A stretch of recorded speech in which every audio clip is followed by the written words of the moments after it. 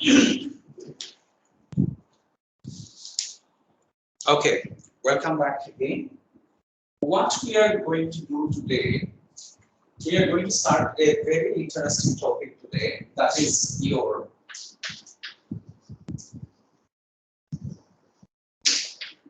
parametric surfaces and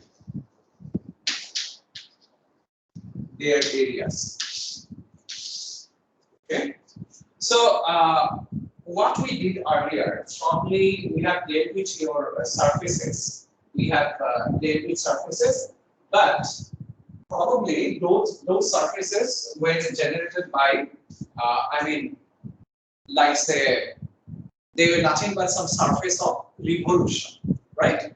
I'm not sure whether I discussed, finding area of some surfaces before. And if at all, we found out areas of surfaces and they were plane surfaces. Okay, so the difference between whatever we learned earlier and what we are going to learn today, it is going to be based on the fact that now we are going to deal with three-dimensional surfaces, whereas earlier we were simply considering plane surfaces or only surface of revolution. Okay, fine. So what I would like to do, I'd like to point out some analogies between, say, parametric curves, and here I would like to do the same thing for parametric surfaces. Okay. Now, if you recall, in parametric curves, what we did, we considered an interval. We considered an interval AB, right? And we made, the variable t lie between A and B. That means t lies in this interval. So then, what we did from this interval, we defined some functions, say x and y. We call them, say xt, yt, and then what we did xt, yt, or maybe zt also, say these three functions. So then what we did in three-dimensional space, what we did, if we vary or if we run this variable t through this interval AB, so then for each value of t, it is going to generate a point xt, yt, zt, and then if we draw those points, then what it is going to do, it is going to generate a curve, right? So this was what a parametric curve was, and what I did, corresponding to an arbitrary point line on the curve, I can always define a vector RT whose components are given by xt, yt, and zt. Fine. So now in parametric surfaces, what we are going to do here, we were considering only an interval. What we are going to do, say, suppose I am going to consider your some plane. So let me call it as, maybe it's fine, don't worry about it. Let me call it as, say, UV plane. Okay, and then let me define a domain D here. Let me define a domain D in UV plane. So basically, this domain D is a subset of R2, right? So this is D. Okay. So then, what we can do for each point whose coordinates are given by UV in this domain D, what we can do, I can define, or what I can do from D to your R, what I can do, I can define, say, three functions. Like it is going to be x uv, y uv, and your j uv. Okay, right? And then what is going to happen? Corresponding to each point uv belonging to this planar region D, what I am going to have? I am going to have a set of points in the 3D space. Is it okay? Fine? Yes. So now if we consider the union of all those, points lying in three-dimensional space, it is going to generate a surface, right? And that surface is going to be called the parametric surface. That surface is going to be called the parametric surface, which is going to be generated by the two parameters u and v. So basically what is going to happen now? What is going to happen now? See, corresponding to each point belonging to this D, each point belonging to D, I am going to have some surface. I am going to have some surface, say S. Okay? And then what is going to happen? What is going to happen for a point UV belonging to the domain D? This is going to be a point, say P, X UV, Y UV, J UV, right? And again, what I can do, if I join the origin to the point P, it is going to give me a vector. But earlier, what was happening? This vector was defined in terms of a single parameter T. Now I am going to define this vector as a function of two variables u and v. Is it okay? So this is the way we can visualize your parametric surfaces. So basically what was happening here, we consider, in fact, it is something like this. Say, suppose this is your UV plan, this is your UV plan. So then you have some region D here for each point UV belonging to this. So I can have a point P belonging to that surface. Is it okay? Fine. So you may be thinking, how it is going to look like, or how it is going to work. Okay, I'm just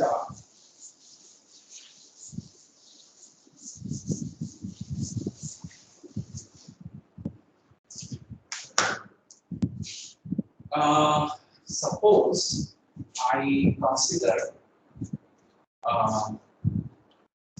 this surface, let's say, given by this vector RUV equal to UI plus U cos J plus U sin V K. U sin V K. So now you have to give me the surface given by this parametric representation. Okay. So now, if I think that this is nothing but the vector, say OP, which is nothing but R of UV, right? So this one I am talking about OP. So then this is simply your Xi plus Yj plus Jk, right? So that means what is happening here? Your X equal to U, your Y equal to U cos V, and Z equal to U sin V. Okay. Now it is easier to see from here. That what you are going to get, Y squared plus Z squared, that is simply going to be equal to U squared, isn't it? Is it okay? Right? And U was simply X. Is it okay? So that means like this parametric representation is going to generate the surface given by x squared equal to y squared plus z squared. So that means what you are going to get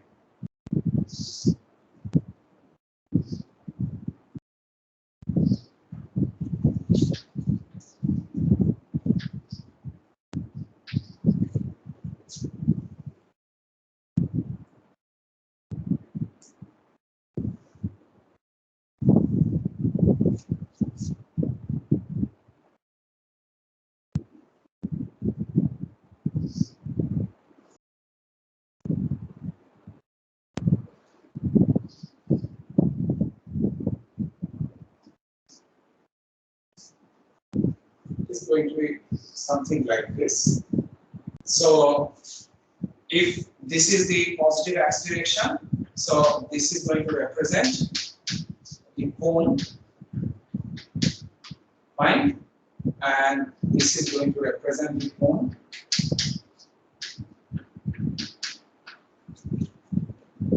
Is it okay? Yeah. Fine. So now you have an idea. You have an idea how through parametric representation you'll be able to generate surfaces. Okay. So I'll come to the area of the surfaces a bit later on, but let me try to develop some more theorems. So just quickly, let us just run through the definition. So this is what it is. So in much the same way that we describe a space-car by a vector function Rt of a single parameter t, we can describe the surface by a vector function Ruv of two parameters u and v.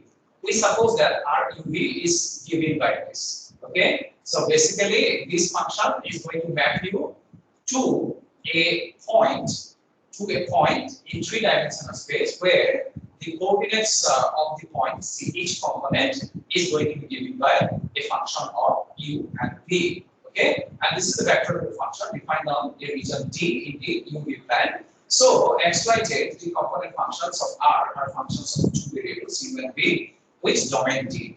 So the set of all points x, y, z in R3 is such that x is given by this, y is given by this, and z is given by this. And of course, UV it varies throughout the. You remember earlier what happened when we considered a curve in space? We were varying. We were varying t through the interval AB. So now we are varying UV throughout D. Okay, and this is called parametric surface S. And these equations too are called parametric equations of the surface S. Okay, and as you know, for each choice of u and v, it is going to provide you a point on S, and by making all choices, we get all of S. So in other words, the surface S is traced out by the tip of the position vector RUV as UV moves throughout the region D. Okay, so the figure 1 I have already shown to you. So now, what we are going to do, we are going to show you how constant u and v lines in the region D of UV plan is going to correspond to something over the surface. Okay, fine.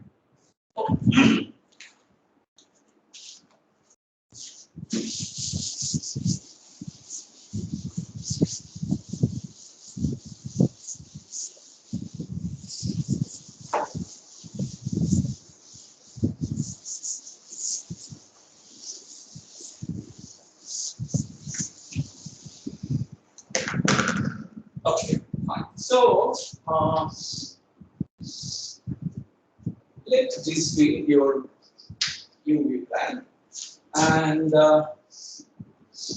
let this be your XY Z space, and let us consider a domain D here. So let us consider a domain D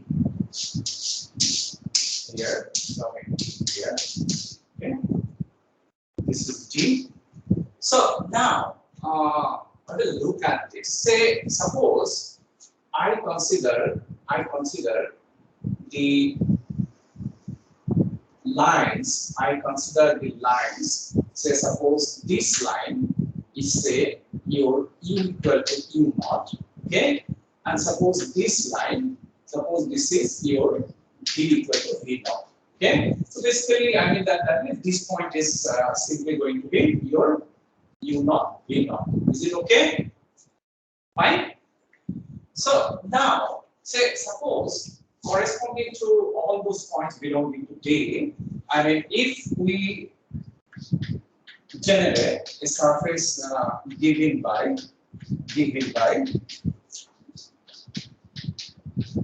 this.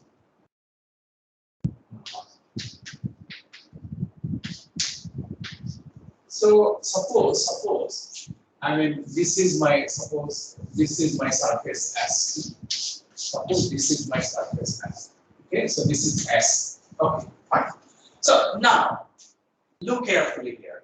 So if I want to see how I mean this line, how this line say maybe what I do.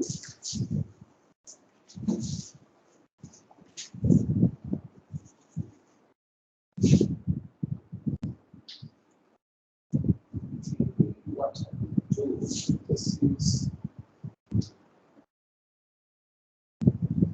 okay. Say this is equal to V. Okay. Say let us see how this line maps onto the surface S. Okay. So now see when I keep u equal to u naught. So what I get. So that will corresponds to the vector u naught v. So this is equal to your x u naught v I plus y u naught v j plus j u naught v k. Isn't it? Fine. So now you can see one thing here. You can see one thing is that this essentially is a function of the single parameter u. V, sorry. Single parameter v because u is constant there, isn't it? Yeah. So we have already seen that this single parameter in 3D it is going to generate a curve, isn't it? Yes. So that means this one it is going to generate some curve like this C1. Okay, on the surface S.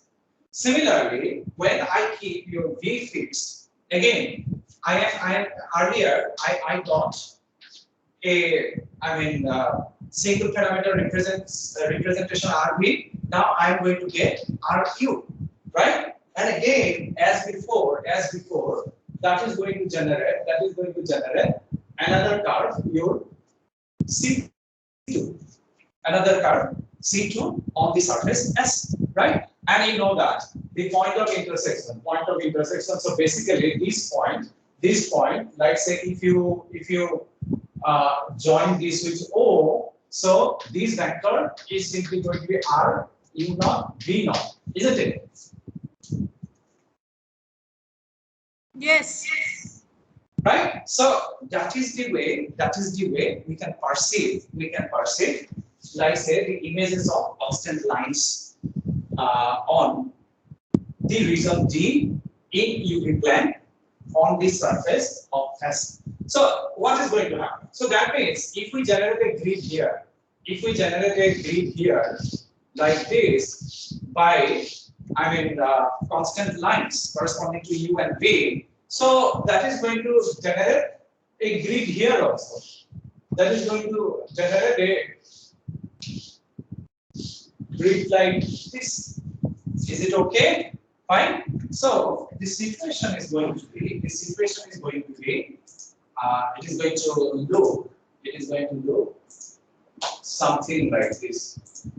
See, this is the situation that I have explained. So now see here, if I consider it in a bigger surface, like see here you can see that u constant and v constant, those lines are going to correspond to curves lying on that surface. Okay, so these curves are called grid curves. These curves are called grid curves. So now let us try to find out the parametric representation of the sphere this, and then parametric representation of the cylinder, this x squared plus y squared equal to 4. Okay, so now the first thing is about parametric representation of x squared plus y squared plus z squared equal to a squared. Okay, so give me a second.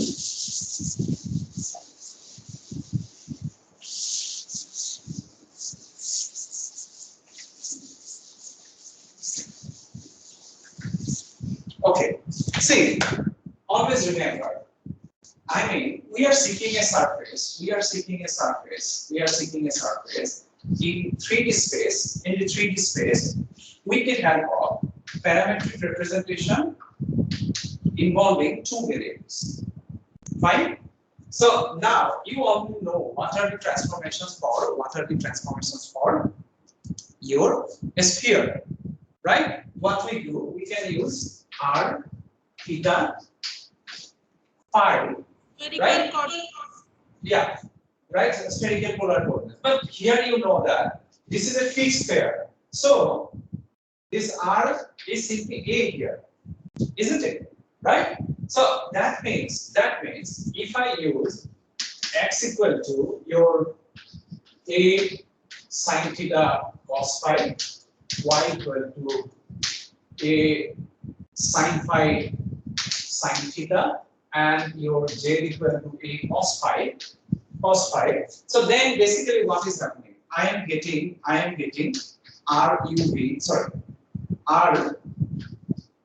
theta phi, okay, r theta phi to be simply what? Your xi plus yj plus jk, where x, y, and z are given by this. Is it okay? And of course, your theta varies from 0 to 2 pi, and your phi varies from 0 to pi. Now, let me tell you, in fact, how the transformation is. It is very interesting. Now, see, this is my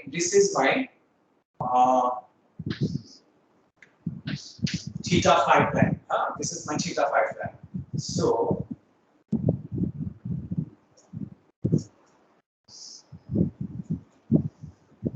okay, so this goes from 0 to 2 pi, and this goes from 0 to pi, right? So then what I'm going to have? If you consider, constant phi and theta line. So then what is going to happen? So this is something like theta equal to theta naught, and this is, and of course they have to remain within the. This is going to be some phi equal to phi naught line. Okay, fine. So now if I want to find out its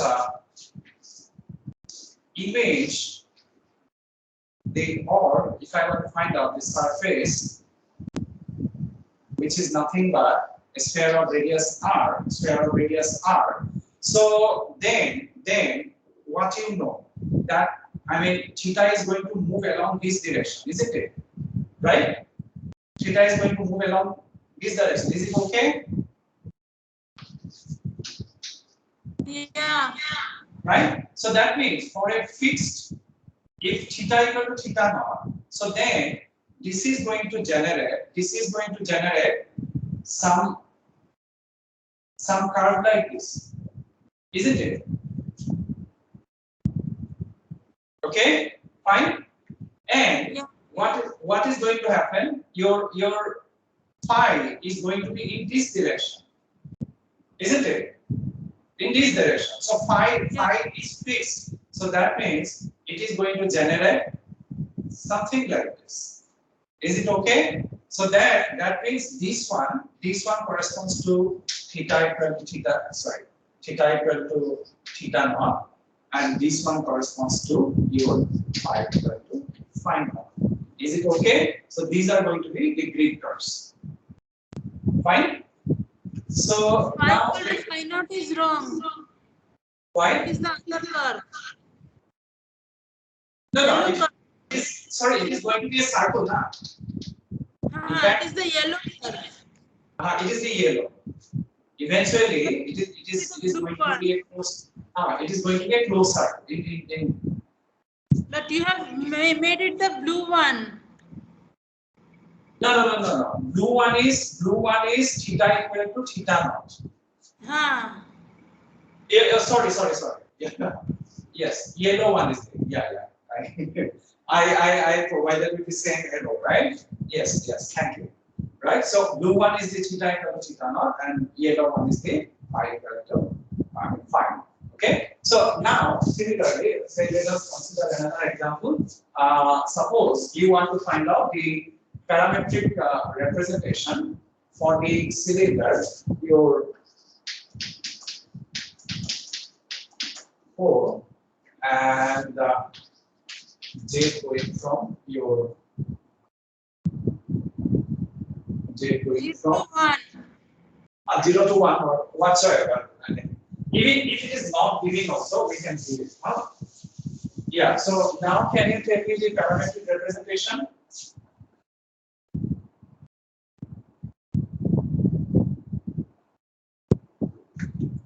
Obviously from here, x equal to 2 cos theta. Yes, 2 cos theta, y equal to 2 sin theta, z equal to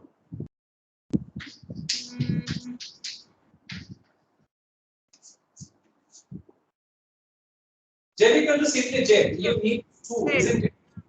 I already have theta and z. So your r is going to be in terms of theta j. Is it okay? Fine. And obviously it is going to be what? It is simply going to represent the cylinder of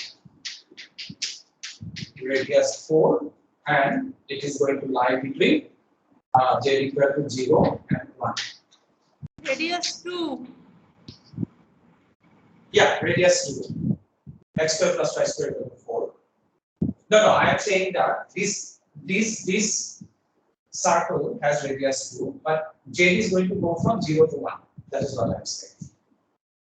Basically, this is not up to the scale. I mean, if you want to keep same scale, so if this is 2, so probably I have to contain this somewhere here, so that this length is going to be 1. Okay, fine. So now I guess you have understood pretty well. I mean, how to go about these parametric surfaces. Okay, parametric surfaces. So now let us come to a very interesting phenomena. I mean, like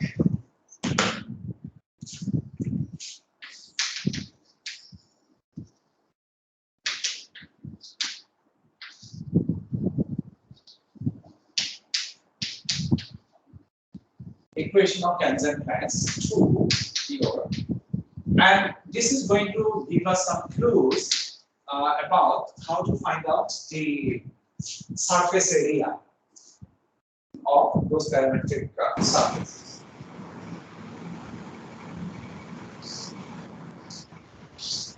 Okay, so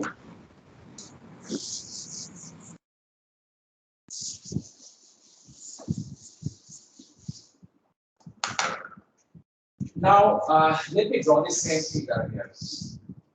This is UV plane, this is UV plane, and this is something like my D. This is something like D, and then I'm considering some U equal to U naught and V equal to V naught lines here. So this is simply U equal to U naught, and this is V equal to V naught. Okay, and suppose this is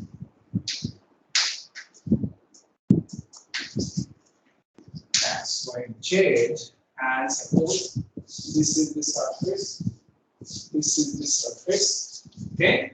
And as I have told you that this line U equal to U naught, it is going to correspond to some curve like this is C1, and U will V equal to V naught will correspond to some curve like this. Okay, fine. So basically, if I mean, say, suppose I consider these points. Say, this point is say P X naught Y naught Z naught. Okay, and suppose your X naught is simply given by the function Y naught is Y U naught B naught, and Z naught equal to Z U naught B naught. Okay, so I am seeking the equation of the tangent plan, to this surface S, at this point P, say, or maybe let me call it P naught. Okay, so now remember, you know that if I consider C1, the curve C1, it is going to be simply parameterized by this, isn't it? Is it okay? Fine. Yeah. So Yeah. now, if you consider this as a single entity, suppose you consider this as a parametric curve in 3D, I mean space, like it is being parameterized by simply the variable v. So now, if at a point here I want to find out the tangent line, so that is simply going to be given by r prime v, isn't it? If you, right, as before, I mean r prime t. Yes. Right? So because this is a function of, I mean, two variables, what I will have to do? I'll have to simply consider the partial derivative of r with respect to v. Right? So similarly, for the curve, I mean C2, for the curve C2, I mean the tangent line to that curve at that particular, it is going to be given by your RU, right? So basically, if I can find RU at, I mean, U naught V naught and RV at U naught V naught, so it is going to give me the tangent vectors to these two curves. So this is going to be given by RV, say U naught V naught, and this is going to be given by RU U naught V naught. Is it okay? Fine. Is it clear? Yes. So that means if I consider their cross product, it is going to give me the normal, right, to the tangent plan to the surface S at that point. Is it okay? Fine. Yeah. So that's it. I mean, then if you know the point, I mean x naught, y naught, z naught, and if you know the components of the normal, the equation of the tangent plan is simply what? A x minus x naught plus b y minus y naught plus c z minus z naught equal to 0. That's it. Fine. So let us try to work out one example, and then the concept will be more clear to you. And let me tell you that this concept of the tangent plan, I mean, this is going to be used, I mean, quite or that is going to, I mean, take a very crucial role in finding out the area of parametric surfaces. Okay, fine. So let's try to work out one example.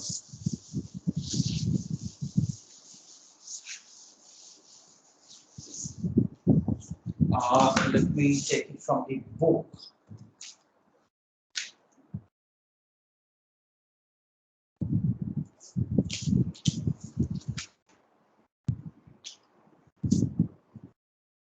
Okay, find the tangent plane to the surface with parametric equation x equal to u square, x equal to u square, y equal to v square, z equal to u plus 2v, u plus 2v at the point 1, 1, 3.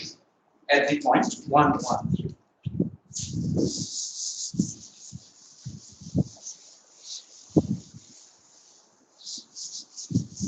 Okay, remember 1, 1, 3, that is a point in XYZ space. Okay, so now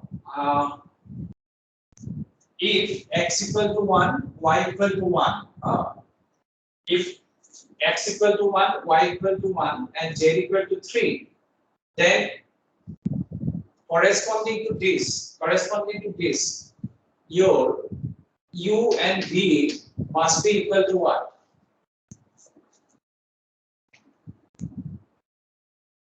Plus minus 1. But we will have to choose only one of them. Why? Z is 3. Only Okay, when we are 1, 1, then z is going to be equal to 3, right? Is it okay? Okay, so that we have decided. Because why this is so? Because I want u naught v naught, isn't it? If u naught v naught corresponds to that point p naught, isn't it? So I have found out u naught v naught before. Okay, so now you know that your your r u v. So this is u square I plus what v square z plus u plus 2v k, u plus 2v k. So your r u, this is equal to 2ui plus k, right? And r v, that is equal to 2vj plus 2k, right? So that your RU at 1, 1, so this is 2i plus k, and RV at 1, 1, that is your 2z plus 2k, right? So now what I have to do, I'll have to find out the normal. Normal will be given by this factor. So this is your Izk, and then what? 201 022, right? Okay, so this is going to be what? Minus 2i, then minus 4j plus 4k. Am I right? Am I okay? Yes. Fine. So that is why. Yeah. So I have got the components of the normal. So this is going to be the components of the normal. So it is easy. Therefore, the equation of your tangent plan at 113 is simply what?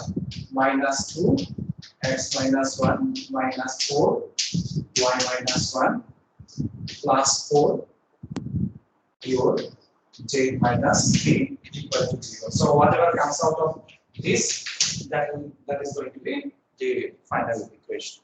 Is it okay? Fine. So this is a very important application of this concept. And now another interesting thing I want to tell you is that, see, earlier we have learned, area of surface of revolution. Area of surface of revolution. Okay. So now let us see how through this concept we'll be able to find out the area of surface of revolution. Okay. Fine. Have I missed something? Okay. So before that, I'm going to pose you one question.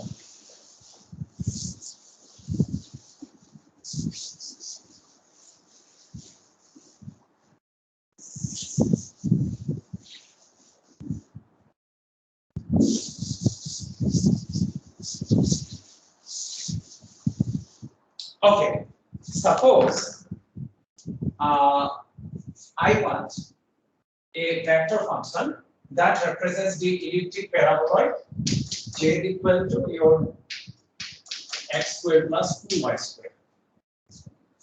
Okay, so then can you tell me what will be the parametric equations?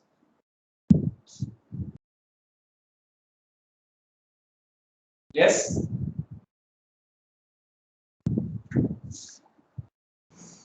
It is yes, yes. X equal to root Z. No, don't think don't think too complicated. See, basically what I want, xi plus yj plus zk, right?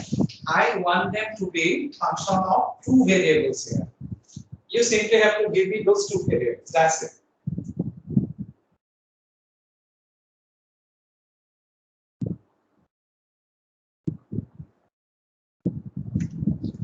I already have z equal to what? Isn't it? Right? So those two variables are simply x and y, isn't it? So basically, remember, whenever we have a surface which is nothing but the graph of a function of two variables, our job is straightforward. Is it okay? Yeah. Fine. Yes. That is what we are going to do now. Okay. So that means what is going to happen? So if we know that the surface is the graph of a function of two variables, say x and y, whatsoever, maybe x, y, maybe whatsoever. So then if it is x and y, those two variables, so then my third component is simply going to be a function of x and y, isn't it? So I will have a situation like this. Is it okay? Fine. So now what I would like to do, I would like to find out the area of your surface of revolution. Area of surface of revolution. Area of surface of revolution. This we already know. This we already know. So basically, what we try to do.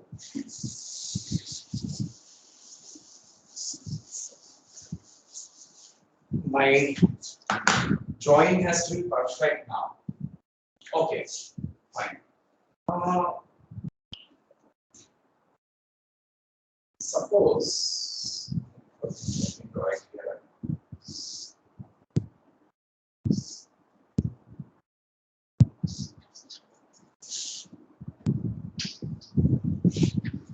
What I'm going to do, I'm going to consider a function y of x. So basically, I'm going to consider a function y to be the pair of x in an interval a b. Suppose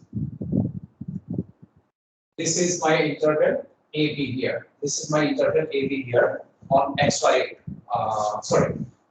Along x-axis. So then, what is going to happen? It is going to give me, say, suppose my graph is say something like this. My graph is something like this. Fine. So far so good, right? So this yellow curve is nothing but y equal to f of x in xy plane.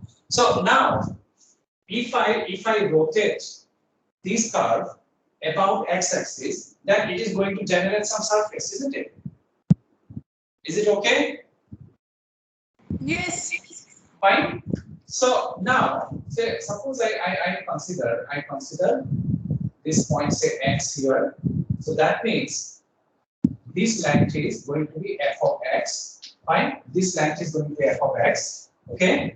So that means if I make this curve generate a surface. Now if I take the cross section of that surface, with the this cross section of that surface by cutting it with your YZ plane, say YZ plane here. So then it is going to generate a circle, isn't it?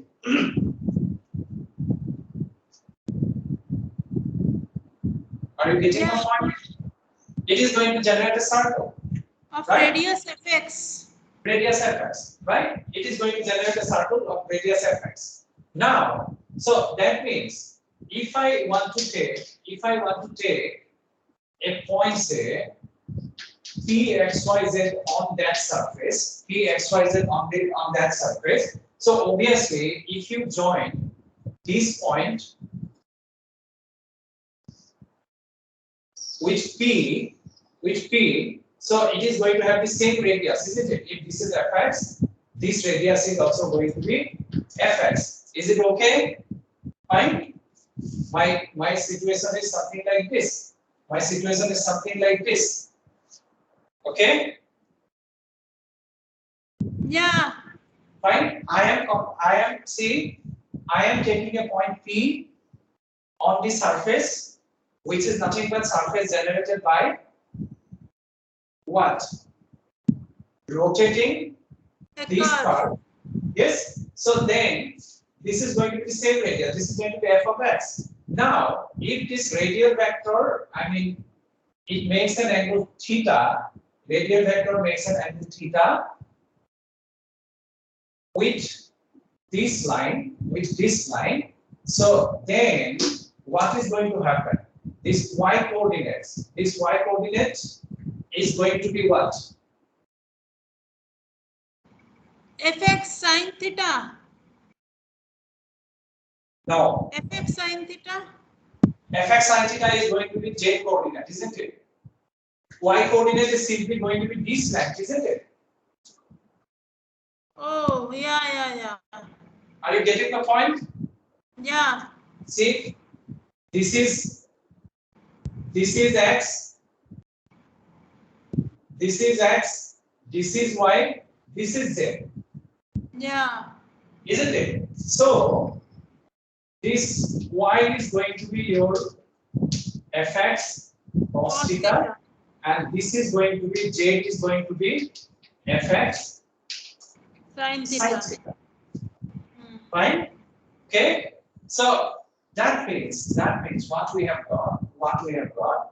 We have got the parametrization. The parametrization is in terms of your x and theta.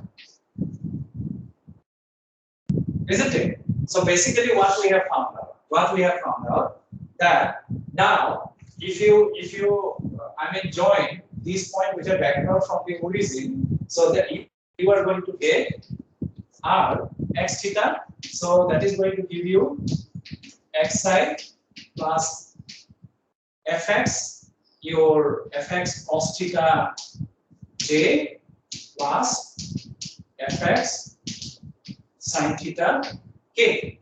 Is it okay? Yeah. Fine. Yes. So now what you can do, like say find the parametric equations of the So what we are going to do, these concepts, we are going to use when later on we are going to find out the area of surface of revolution, and before that I am going to find out the area of, parametric surfaces. Okay, so after that I am going to come back to this once again. Okay, fine. So I'll just show you this situation like.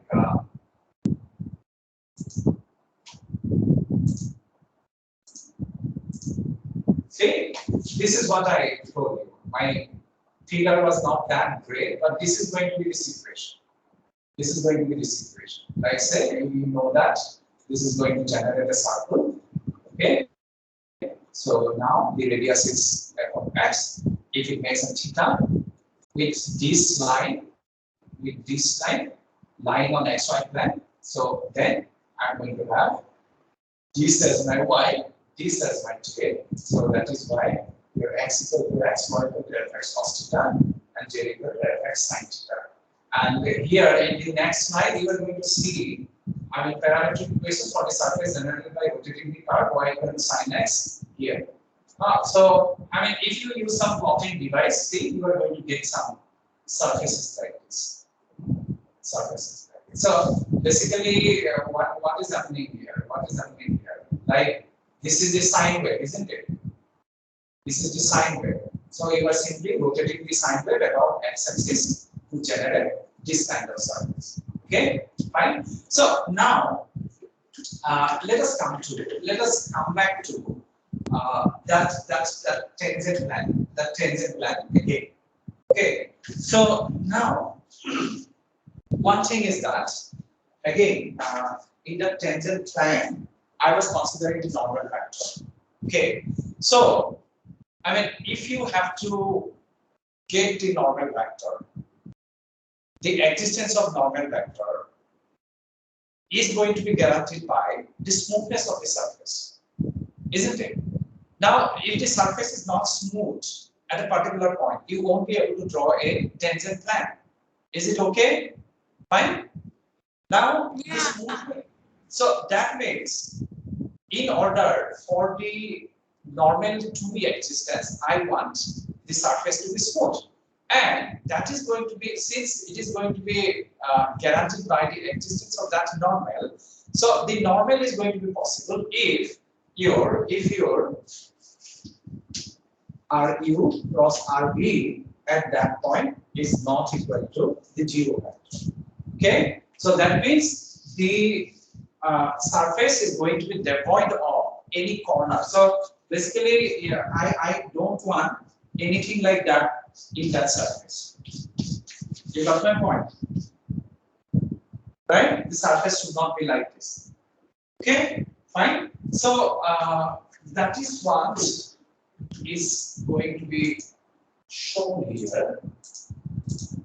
This is what. See, if RU plus RV is not 0, then the surface S is called a smooth surface. So that means it has no corners. So for a smooth surface, the tangent plan is the plan that contains the tangent vectors, your RU and RV. This is obvious. And the vector RU plus RV is normal vector to the tangent plan. This I have already explained.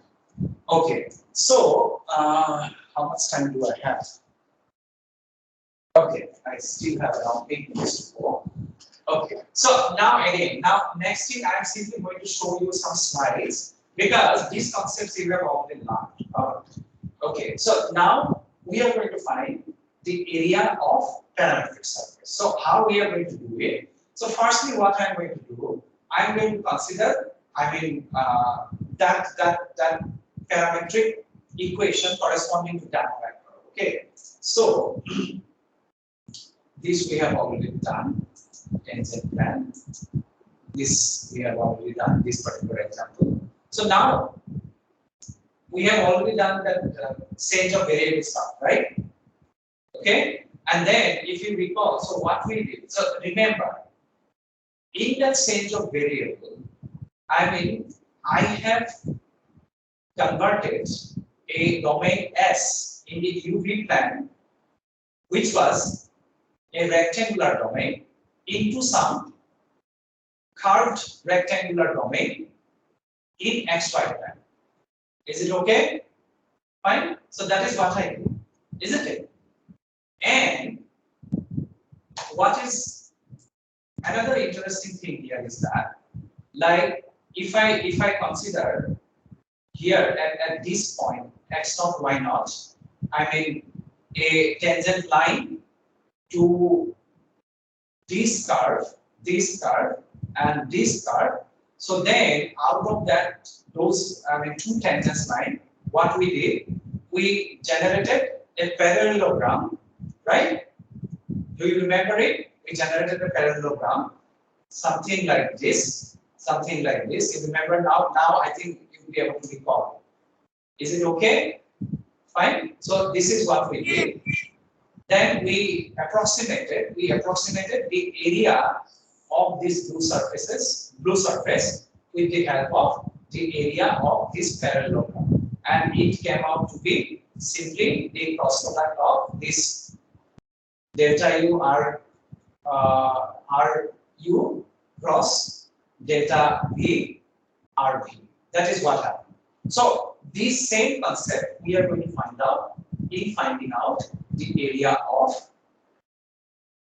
a parametric surface, and you will see that that is pretty straightforward. So what we are going to do here in the UV plan, what I am going to do, I am going to consider a rectangular domain, okay, and then I am going to divide this domain by constant u and v lines. So that is going to generate some kind of grid like this, okay.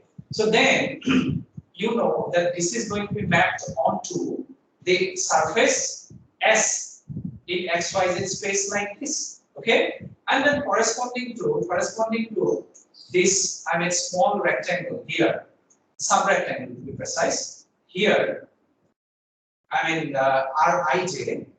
of dimension delta u and delta v, I am going to get a what? I am going to get a sub area Sij here, right? Okay. So then, what I am going to do? I'm simply how do I get the area of the whole surface here? So if I add up all the areas of these subsurfaces like this, my job is done. And as I get the number of those, sub areas here tending to 0, that is going to give me the surface area. Is it okay? Fine.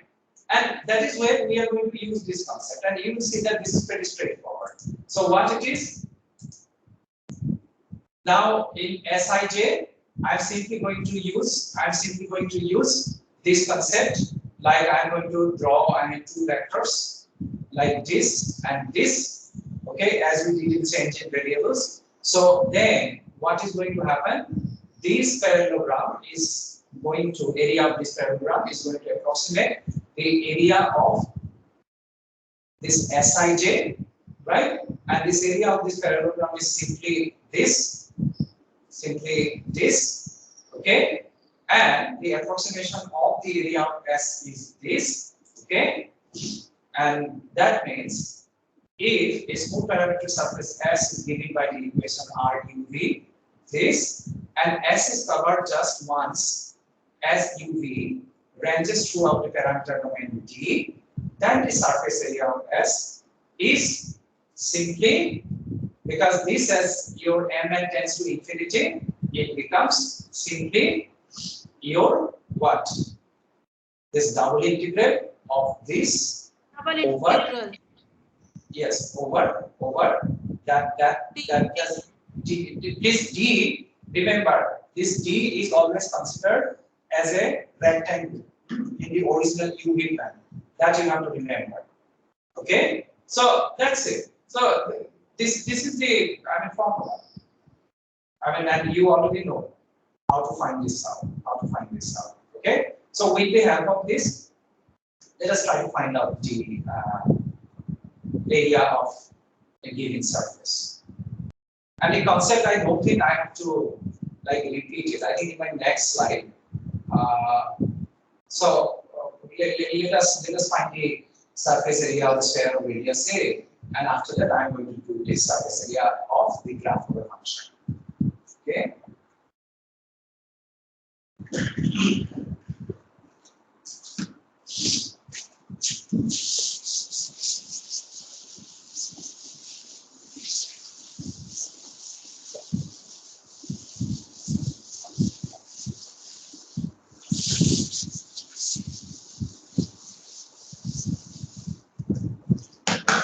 Okay, we got to find out the surface area of the sphere of radius A.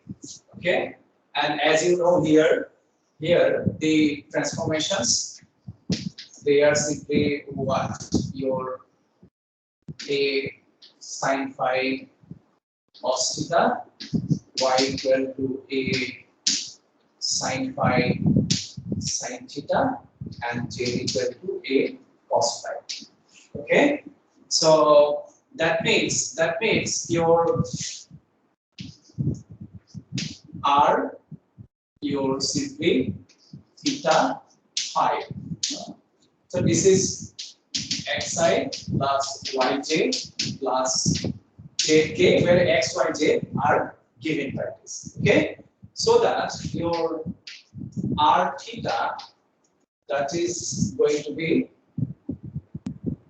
let me write it like this, minus a sine phi cos theta, a sine phi, no, this is sine, sorry, Sin theta. sine theta, a sine phi cos theta, and this is going to be 0, right? This is going to be 0. And similarly, your r phi, that is going to be a cos phi cos theta, a cos phi sin theta, and then minus a sin phi. Okay, so then your r theta cross r phi, this is simply your I, j, k, and then simply write down a sin phi sin theta, a sin phi cos theta, 0, and a cos phi cos theta, a cos phi sin theta, minus a sin phi. Okay, minus a sin phi. So this is going to be equal to, let us see what happens. This is going to be minus a squared sin squared cos phi, minus a squared sin squared phi, sorry, sin squared phi cos theta. Okay, so then for j, this one is going to be plus, but because this is the first component, this is going to be minus eventually, right? Yeah, because this is 0. So minus a squared sin squared phi sin theta, and the third component is going to be what? Minus a squared sin phi cos phi. Say this is sin squared theta, again minus a squared sin phi cos phi, this is cos squared theta, right? So the third component is simply going to be a squared sin phi cos phi. Okay, fine. So that means if you want to find out, your mod of r theta cross r phi, that is simply going to give you what? Here square root from the first There two. will be a modulus. Just a minute. Yes. Modulus sign. Yeah. Yes. So this is going to give me what?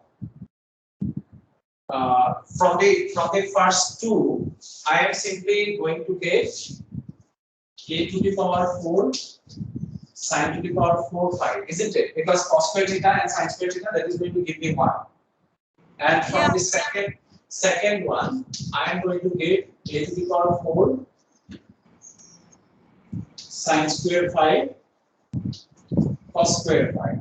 So then let me take this a square out. So then if I take sine square phi common, so this is sine square phi plus cos square phi. So I will be left with simply sine square phi.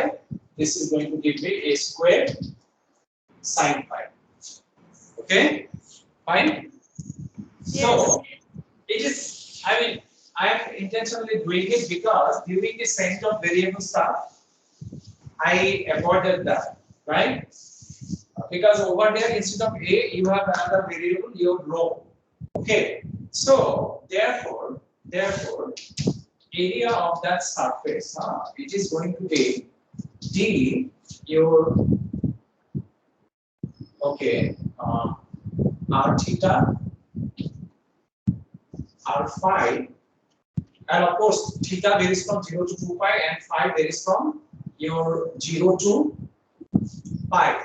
And again, one thing you have to remember is that this dA is very, very important. dA is very, very important. See, when we developed the theorem, what we did, if you recall, what we did, we considered this Euclid line, and we always consider this R to be a rectangle here. Okay, fine. So that is why I mean this rectangle.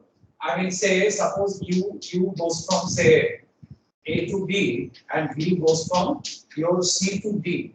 So we have to take those limits only. You have to remember this. Earlier, what we did, this dA, this D, it was not necessarily a rectangular region.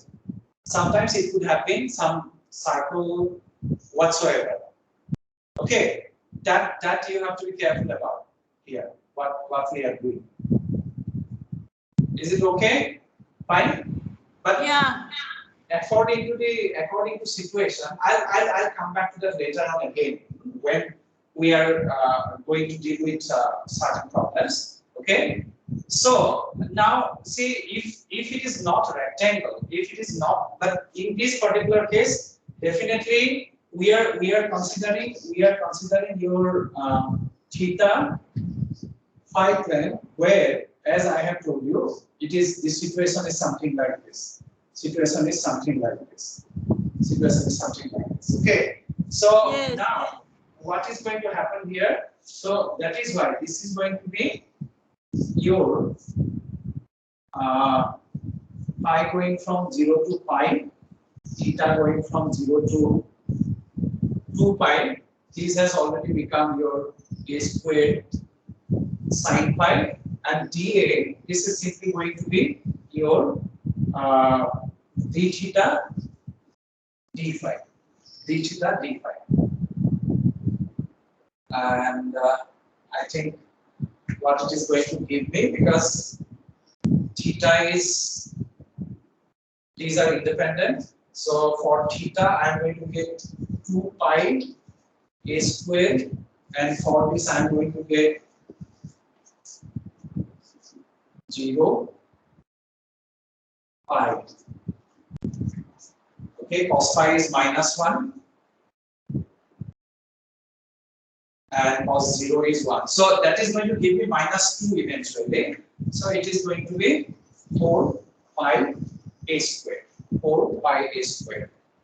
Okay.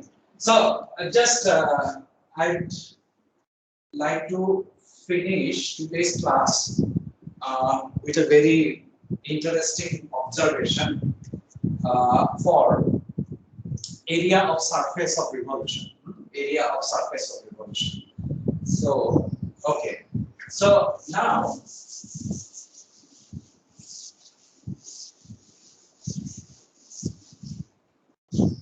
if you recall, in area of when we consider the surface of revolution, where you are making this curve lying on xy plane, I mean rotate about x-axis. So it is going to generate a surface which is going to be given by your r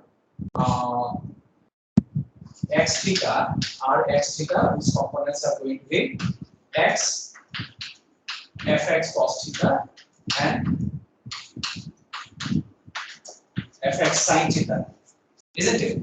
Fine. So that means for this, what you are going to get Rx, that is going to be your 1 f prime x cos theta, f prime x sin theta, isn't it?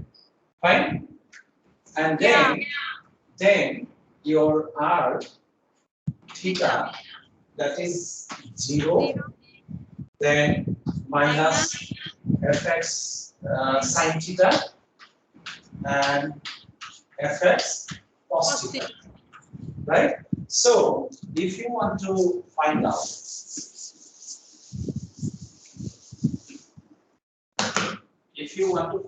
your rx r theta, I say k 1 f prime x cos theta, f prime x sin theta, then 0 minus fx sin theta and fx cos theta, right? So this is going to give you what? Your I is, and then this is going to give you, for I, you are going to get fx f prime xi, right? Because you are going to get cos square theta plus sin square theta. Is it okay? Yeah. Then for j, you are going to get minus your fx f prime x. No. I am looking at something else now. This is this one. This is this one. So you are simply going to get your minus fx cos theta. fx cos theta j, and similarly for k, you are going to get minus fx Sin theta. sin theta k, right? So that means if you take mod of this is going to give you what? Obviously, this part, it is going to give you your fx square, right? Isn't it? This part, and this part is going to give you fx square, then f prime x square, right? So basically, this is going to give you your fx 1 plus f prime x square. Okay, and if you, so that means your area of that surface of revolution is simply this d, then fx 1 plus f prime x whole square dA. This is how exactly what you got, isn't it? Yes. Right? That is what it is. And just a minute. Okay. Just a minute. So I mean, again, let me tell you, this dA, although for that particular case, for that sphere case, I told you that this is always going to be rectangular. But if we consider a transformation from, if I consider that domain to be some arbitrary domain, so then accordingly you have to adjust. Remember that. Okay, I'll take some problems there in my next class. So I think I'm going to end up today's class here. So I'll see you in my next